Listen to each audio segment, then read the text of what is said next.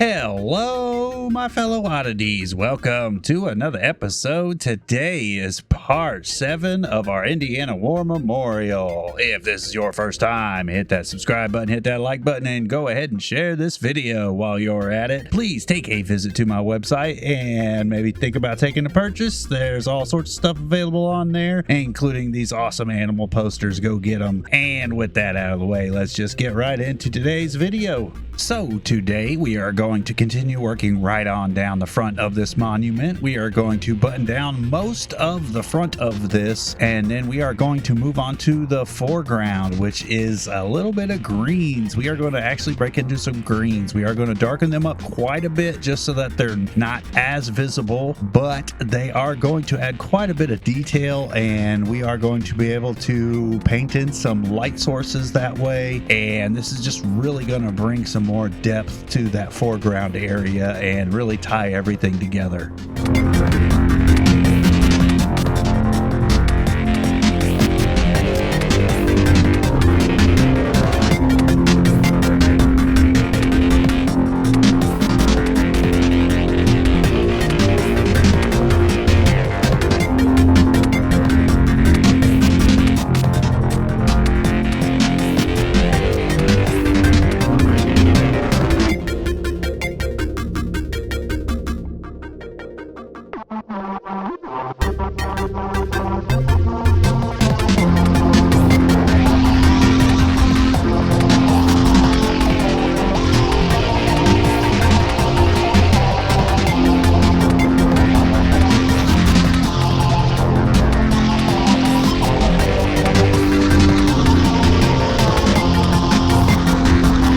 This first round of green, I actually used some yellow ochre and cobalt blue, and that gave me this real pale, sickly sort of green. And then on top of that, I will darken it up and lighten it up, and then also throw in just some straight yellow ochre for some of those dried up dead leaves that are mixed in the bushes there.